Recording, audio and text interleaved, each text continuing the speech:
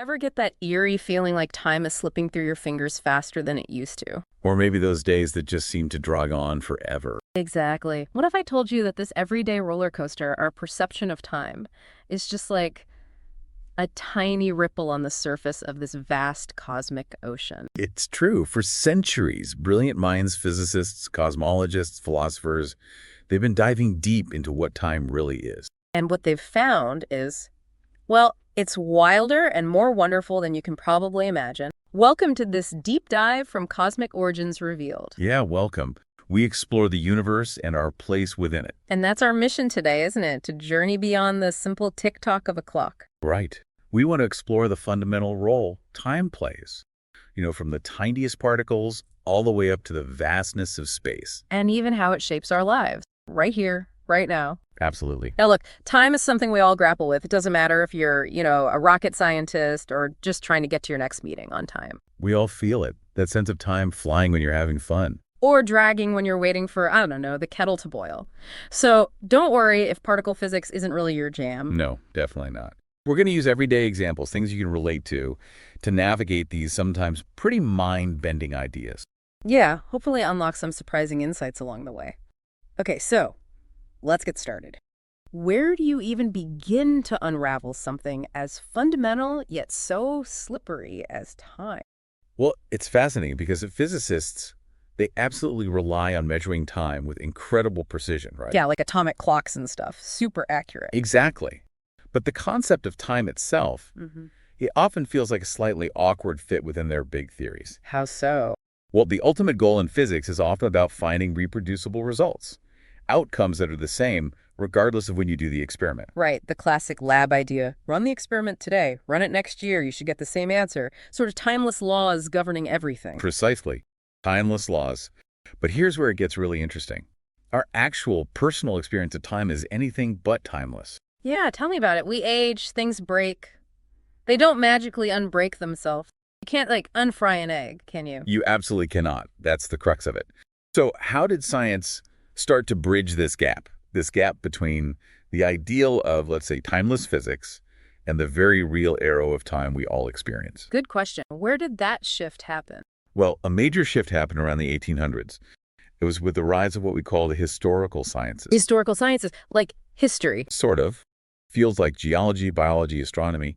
These disciplines brought the whole idea of history, irreversible change, right into the heart of scientific thinking. Okay, like evolution, right? Or mountains forming over ages, stars being born and dying. Exactly. Evolution, the slow grind of geological plates, the life cycle of stars. Suddenly, time wasn't just this static background. It was a central character in the universe's story. So these new sciences, they started talking about timescales that were just huge, right? Millions, billions of years. Mind-bogglingly long, yeah. How did that sit with the physics of the day? Were physicists like, yep, billions of years, sounds about right? Not exactly. Initially, there was some real tension there. Physics, based on what they knew about energy sources back then, well, it could only account for much, much shorter timescales. Like for the Earth's age, for instance. Right. Calculations based on, say, how fast the Earth might cool down suggested it was maybe only a few tens of millions of years old. Wow, okay. That's way off from what geologists were seeing in the rock. Vastly different. The crucial missing piece, we now know, was understanding nuclear energy. The immense power source driving the sun and heating the Earth's core. That wasn't known yet. It's like trying to write a history book with most of the chapters missing. So how did our picture of cosmic time eventually sharpen up? Well, the early 20th century brought some absolutely revolutionary discoveries, game changers. Like Einstein. Well, around that time, yes. But also things like realizing the Andromeda Nebula wasn't just a cloud in our galaxy, but an entirely separate galaxy, far, far away. Whoa. And then Edwin Hubble's incredible work showing that galaxies are moving away from us, that the universe is expanding. Hubble's law. That's the one. Suddenly, the known size and the estimated age of the universe just exploded outwards. Those immense timescales needed by geology and biology, they finally had a proper cosmic context. So we went from thinking we were in this cozy little island of stars to realizing we're in this vast ocean of galaxies all rushing apart. Talk about a perspective shift. It really was. It wasn't just about looking outwards either. Scientists were also starting to figure out things about the past right here. Closer to home. Absolutely. Around the same time, you had William Herschel discovering Infrared radiation, invisible light, basically. Revealing hidden energy. Exactly. And Joseph Fourier had early ideas about the greenhouse effect, hinting at how our planet's climate history is tied up with energy transfer over long periods. Invisible energy, deep history. That makes you think. Okay, but back to that obvious thing about time. Its direction. It goes forward, right? Seems pretty fundamental to us, yeah. We all know it. Why can't we just hit rewind on the universe? Why is it, like one of our sources hilariously put it, you can't stuff toothpaste back into the tube? Uh-huh. Yeah, that's a good one. That fundamental asymmetry, this one-way street, it's a really deep question. And it seems deeply connected to energy, specifically energy loss. Energy loss. Yeah, the fact that no machine, no process can ever be perfectly efficient.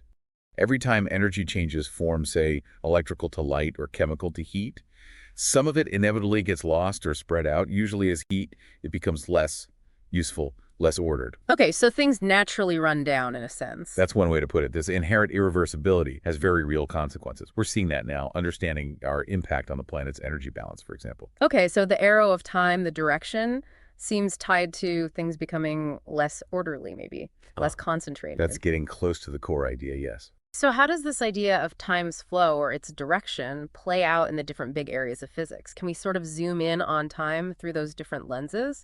Let's do it. Let's start with the basics. Classical mechanics. You know, Isaac Newton's physics of motion. Apples falling, planets orbiting, that stuff. That's the stuff.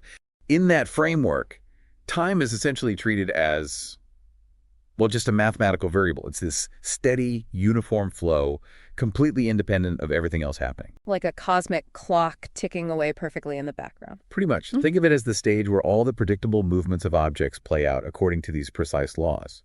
If you know the starting conditions perfectly, position, velocity, everything you can, in theory, predict the entire future. And reconstruct the past, too. And perfectly reconstruct the past. It's completely reversible in theory. Okay, so Newton's time is this reliable, constant beat. What about electromagnetism? Maxwell's equations for light and stuff. Does time work the same way there? Largely, yes. In Maxwell's theory, time also mainly functions as a variable that just runs forward in the equation. There's no inherent sense of direction, no irreversibility baked into the fundamental laws themselves. So light waves travel through time, but the math doesn't care if they're going forwards or backwards. Fundamentally, no. The equations work either way. Interesting. So both classical mechanics and electromagnetism seem to have this sort of time-neutral foundation. But then thermodynamics, you mentioned it with the toothpaste. How does time suddenly get a direction there? Yes. Thermodynamics. This is where it gets really crucial for the arrow of time, specifically to the concept of entropy and the second law. Entropy.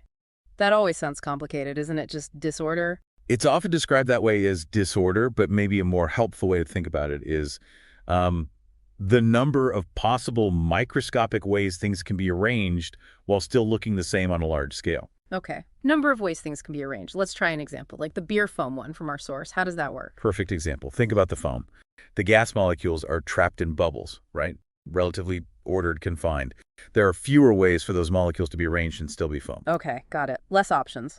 Exactly. Over time, the bubbles pop, the gas mixes with the liquid. Now, there are many more possible positions and arrangements for those gas molecules mixed in the liquid. The system has moved to a state with far more microscopic possibilities. More ways to be arranged, so higher entropy. Precisely. That's the increase in entropy. The second law says that in a closed system, this entropy, this number of possible arrangements, can only increase or stay the same. It never spontaneously decreases. That's why the foam doesn't magically reform itself from the liquid. That's exactly why. It's overwhelmingly more probable for the system to be in the mixed state than the foamy state. Low entropy generally means more order. High entropy means everything's mixed up, more uniform. And the passage of time is marked by this natural slide towards higher entropy. Okay, that makes sense. Thermodynamics gives time its direction, the one-way street from order towards, well, more mixed upness. But then what happens when Einstein enters the picture with relativity? Doesn't time get all stretchy and weird there? It certainly does. Relativity, both special and general, throws another huge twist into this story. It reveals that time isn't absolute and universal, the way Newton thought. Right, not the same steady tick-tock for everyone everywhere. Exactly. Time is relative to the observer. How fast time passes for you actually depends on how fast you're moving compared to someone else. That's special relativity. Yes. And it also depends on the strength of the gravitational field you're in. That's general relativity. This difference in the rate time passes is called time dilation. Ah, the famous twin paradox thing. One twin zooms off near light speed, comes back, and they're younger than the twin who stayed home. That's the classic thought experiment. Yeah, it illustrates the point beautifully. Your experience of time passing can be genuinely different based purely on your speed or gravity. It's mind-bending. Totally. So is relativity saying time itself is changing or just how we measure it? That's a really crucial distinction. Relativity is primarily describing how time is measured by observers in different situations, how readings on different clocks compare. It's not necessarily digging into the fundamental essence of what time is. Okay, so it's about the measurement, the comparison of clocks. Right. And what's truly profound is that relativity weaves space and time together into this single fabric space-time. And this fabric isn't just a backdrop. It can be warped and curved by mass and energy, and that curvature is what we experience as gravity. Space-time. Wow. Okay, so relativity deals with how time is measured and connected to space. What about the other end of the scale, the super small world of quantum mechanics? How does time fit in there? Quantum mechanics has a slightly different relationship with time. Generally, time is treated as an external parameter, like a background clock ticking away, against which quantum events happen. So not something inside the quantum system itself that you measure. Not typically, no. It's not usually considered an observable in the way position or momentum is. But quantum mechanics gave us something huge for measuring time historically: radioactive decay. Ah, like carbon dating. Exactly. The discovery that unstable atoms decay at predictable rates gave us a natural clock built into matter itself. It lets us figure out the age of rocks, fossils, artifacts. A way to read the deep past. Precisely. And of course, quantum mechanics is the bedrock for our most precise clocks, now atomic clocks. Right, you mentioned those, based on atoms jumping between energy levels. Exactly. The frequencies of those transitions are incredibly stable and consistent. These atomic clocks are the foundation for so much modern tech, GPS, the internet, financial markets. So quantum mechanics underpins the technology that's, in turn, kind of messing with our perception of time in the digital age. That's a really interesting feedback loop, isn't it? The physics of the very small enables technology that dramatically changes our very human experience of time's flow. It really is. Yeah. Okay, atomic clocks, ultimate timekeepers. Now let's zoom way, way out to the grandest scale, the entire universe. How does cosmology, the study of the cosmos, handle time? Well, on the cosmic scale, looking out into space is literally looking back in time. Because of the speed of light, right? It takes time or light from distant things to reach us. Exactly. Light travels incredibly fast, but the universe is unbelievably vast. So when we look at a galaxy a billion light years away, we're seeing it as it was a billion years ago. So the night sky isn't just a snapshot of now. Not at all. It's this incredible time panorama. We see the moon as it was about a second ago, the sun 8 minutes ago, nearby stars years ago, Andromeda galaxy over 2 million years ago, and the most distant galaxies billions of years in the past, all in the same view. Wow. A time panorama. I like that. And what's truly remarkable, perhaps the cornerstone of cosmology, is that the laws of physics we understand here on Earth, gravity, electromagnetism, quantum mechanics, seem to hold true across these immense distances and vast stretches of time. That allows us to piece together the history. It allows us to build a coherent story, yes, to understand how the universe evolved. And that story usually starts with the Big Bang, doesn't it? How does time sit into that epic narrative? Right. The Big Bang Theory describes the universe starting from this incredibly hot, incredibly dense state nearly 14 billion years ago. Time, in this picture, essentially begins with the universe. So time and space kind of emerge together. That's the standard picture. As the universe expanded, it cooled.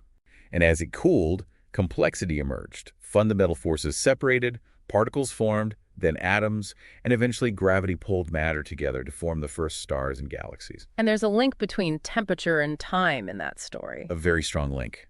We can trace the universe's temperature back through time, almost to the very beginning. The whole cosmic evolution, the formation of the large-scale structure we see, galaxies, clusters, filaments, it's all driven by gravity acting on tiny initial fluctuations over these vast, vast timescales. From that super hot, almost featureless beginning to this intricate cosmic web, an incredible journey through time. It sounds almost like the universe is organizing itself. That's a great way to think about it. It's a self-organizing system driven by energy flows and fundamental forces, constantly increasing in complexity over cosmic time. No, that's the physics and cosmology view. What about philosophy? How have thinkers tackled the nature of time itself?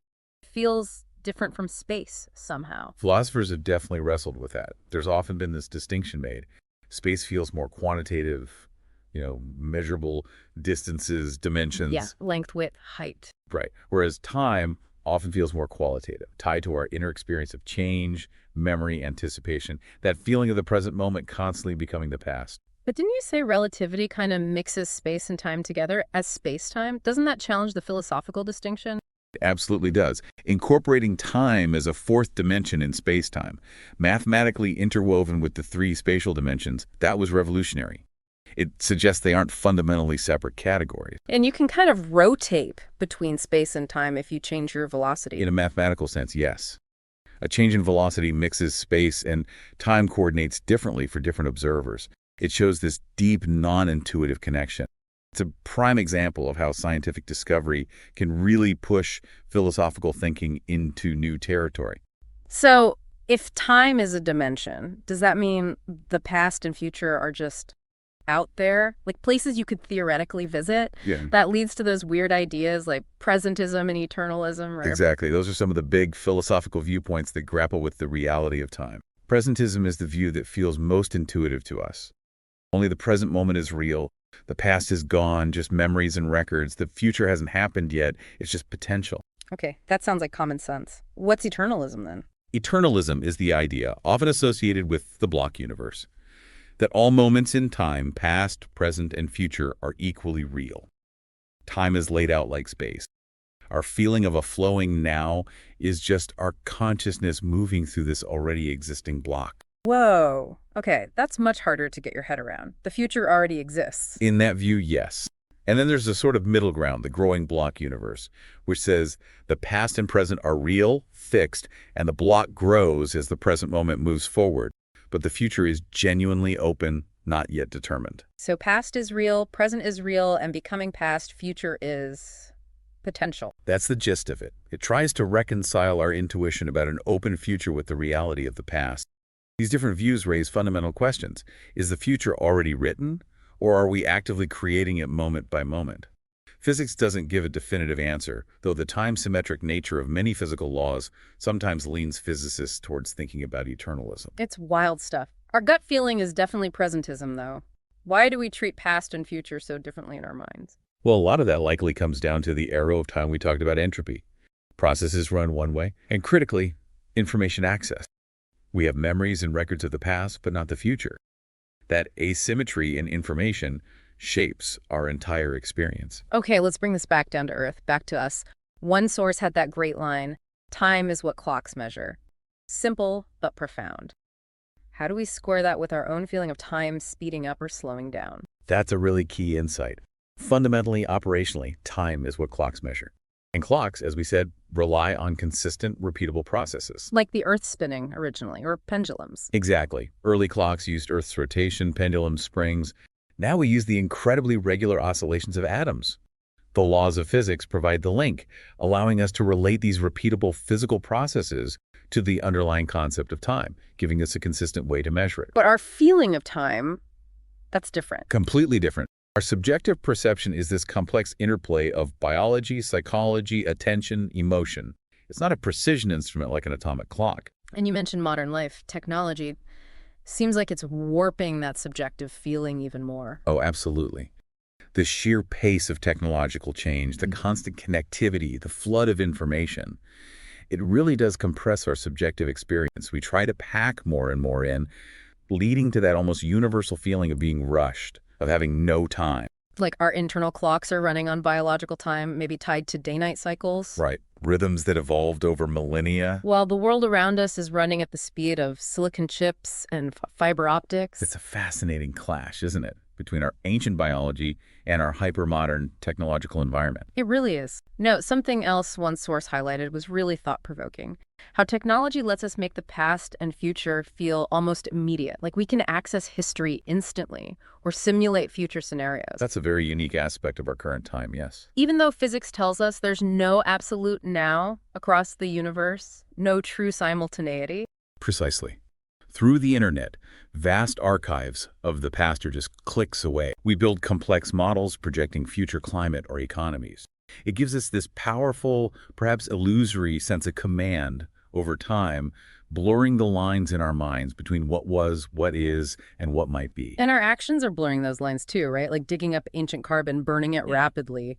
We're messing with geological time. We absolutely are. We're taking carbon stored over millions of years and releasing it in centuries or even decades. We're interacting with Earth's deep time processes at an unprecedented speed, with immediate and likely very long-lasting consequences. It's a huge responsibility.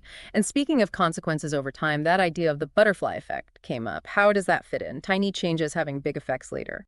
Right, the butterfly effect comes from chaos theory. It highlights how in complex systems, and the world is definitely a complex system, even minuscule changes in the starting conditions can lead to vastly different outcomes down the line. So small actions now can ripple outwards. They really can. It underscores how interconnected everything is through time. Our individual choices, our collective actions, however small they seem now, can potentially have significant, maybe completely unexpected consequences as time unfolds. It's a powerful reminder that the future isn't just predetermined. It's something being constantly shaped by what's happening now. Exactly. By countless interactions, big and small. Okay, one last concept pair. Kronos and Kairos. What's the difference there? Ah, yeah, that's a great distinction from Greek thought. Kronos is linear sequential time, the time that clocks measure, the steady ticking forward 1 second after another, quantitative time. Okay, just the regular flow. What's Kairos? Kairos is about the opportune moment, the right time, the critical juncture. It's qualitative. It signifies those moments within the flow of Kronos that hold special significance, potential, or urgency. A window of opportunity, perhaps. So it's not just about the duration of time, but the quality or significance of a particular moment. Precisely. Recognizing Kairos within Kronos is about seeing that not all moments are equal. Some moments offer unique chances for decision, for action, for impact. It's about understanding the timing and significance within the relentless flow. Wow. Okay, so time isn't just the clock ticking. It's also about recognizing those pivotal moments. This whole exploration, it's been absolutely mind-opening. It really covers so much ground, doesn't it? Yeah. The weirdness of quantum mechanics and relativity to the grand sweep of cosmic history, right down to our own personal subjective feeling of time passing. It's so much more than just seconds and minutes. It truly is. It's woven into the fabric of reality and the fabric of our lives in such deep ways.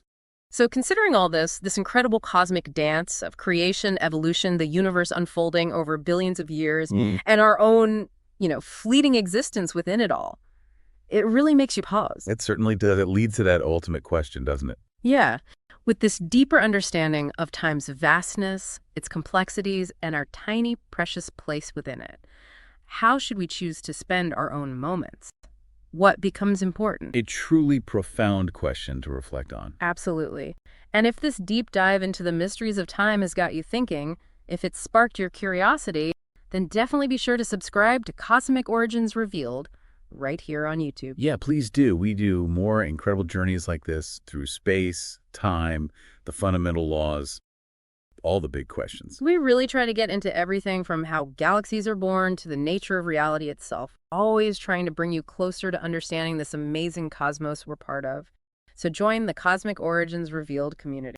Hit that subscribe button. Explore the depths with us. And hey, what are your biggest lingering questions about time after listening to this? Is there something we didn't cover or something you want to explore more? Let us know. Head down to the comments section right here on Cosmic Origins Revealed. Tell us what you're curious about, what you'd like us to tackle in a future deep dive. Seriously, we read the comments, and your curiosity is what fuels our next cosmic adventure.